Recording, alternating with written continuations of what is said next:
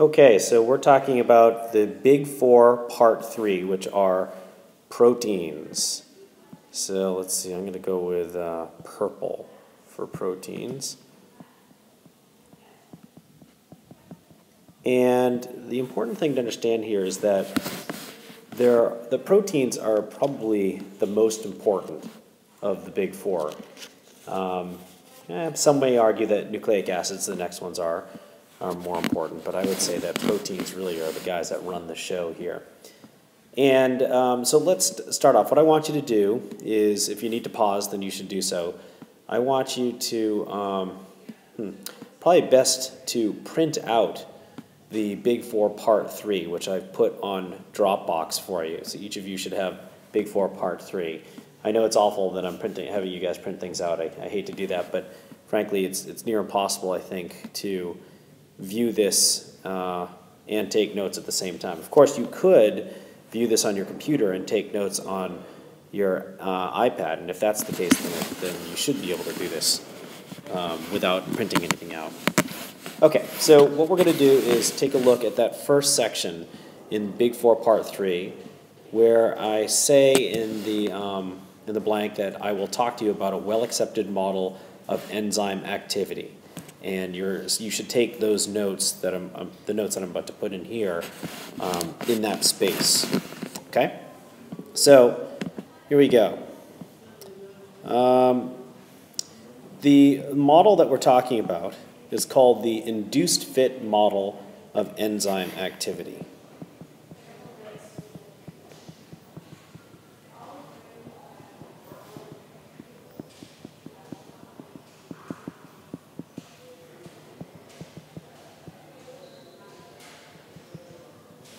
Okay, induced fit model. And essentially what this says is that if you were to take a protein, and keep in mind a protein is made up of carbons and hydrogens and oxygens and nitrogens and sulfurs, a whole bunch of these things. It's just a really complex organic molecule.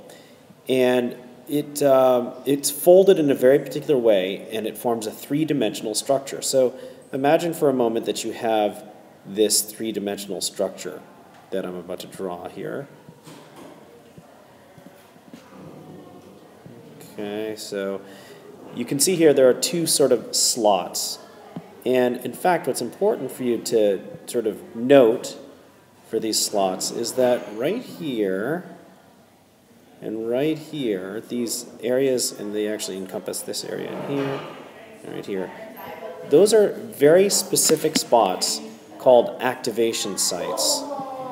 Okay, so it's sort of loud here, classes are just getting out. So these are called activation sites, sometimes called active sites. Either way, it's no big deal. And those are the places where substrates will fit. And a substrate is anything that's going to either be broken apart or put together through these enzymes. And don't forget, enzymes are all about speeding up a chemical reaction, and a chemical reaction is about putting together two molecules or breaking apart a molecule into two or more separate pieces. Okay, now just to make it easier for me to draw, I'm actually going to stop trying to make this into a three-dimensional representation, and I'm just going to go two-dimensional on you here. So let's say we're looking straight on at this enzyme here, and I still have my two activation sites there. Okay, and what happens here is that you have a substrate that comes flying in.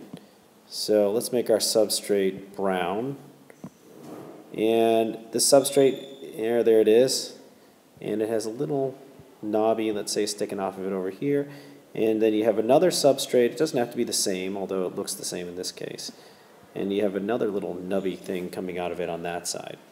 Okay, and those little fellas actually end up going right into that slot.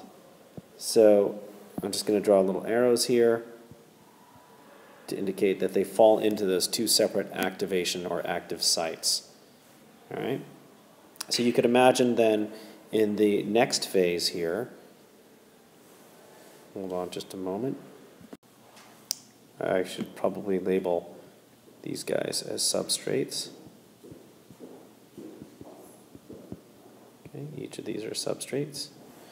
Okay, so in our next drawing, we would show that those substrates would be embedded inside this enzyme. Okay, so go ahead and draw that into your notes, showing these guys occupying those active sites. Okay, and there are the little nubbies sticking out of them, just like we had before. And this is called entry.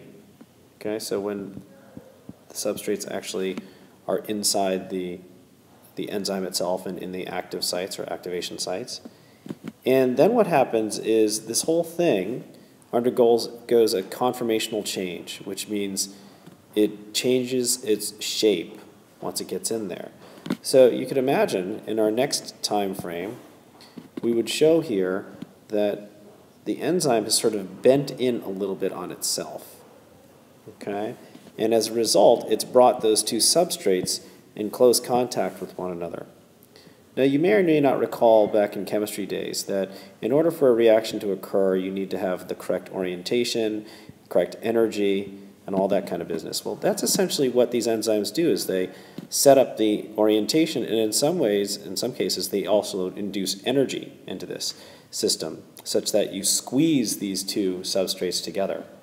Now, as a result of this, there's actually a chemical bond that would form then right there in those little nubbies that I've been drawing there. So we'd have a chemical bond, wee, yippee, all right, something would happen there, which would bind those two things together. So again, this is called a conformational change. Let me go ahead and write that in here. And are you testing this next week or no? And then you could imagine that the next thing that's going to happen here is that since enzymes are just like catalysts and that they don't get used up in the reaction, the enzyme actually goes back to its original state, okay, which is what it looked like in the very beginning. And the only difference here is that since the substrates are now bound together because the enzyme has actually performed its proper function, and they are linked together now as a single product. Okay, so that now is the product that's created. The substrates are the reactants. Now you have the formation of the product. It's important that you see that this not only has released the product, but it's also reset itself back to its position that you saw over here. Okay, so it's ready to receive a new set of different, or the same substrates, but not the exact same ones that went into making this product. Okay? Now, if you could imagine this whole thing happening in reverse, where, you know, of course we had this is 1, this is 2, this is 3, and this is 4 over here. You could imagine that we could also make this go in the opposite direction, 4, 3, 2, 1, to break apart a product into its individual substrates. Right? So we have, in this way, 1, 2, 3, 4 is dehydration synthesis, and 4, 3, 2, 1 is hydrolysis. Okay? I'm going to stop here for just a moment and switch to a new slide. Okay, so the next thing I want to talk about is the sort of structure of these amino acids that make up the proteins. As you did in class, if you're A block, you haven't done it yet if you're in my G block class, you built up a protein using amino acids. So amino acids are those building blocks, similar to simple sugars are building blocks for polysaccharides and disaccharides, and fatty acids and glycerols are the building blocks for fats and lipids. Okay, so now how can I get a new slide here? Can I just swipe? Daddy, I'm done. Oh, what? That's kind of cool looking, although what happened? Daddy, I'm done. All right, Lumpy.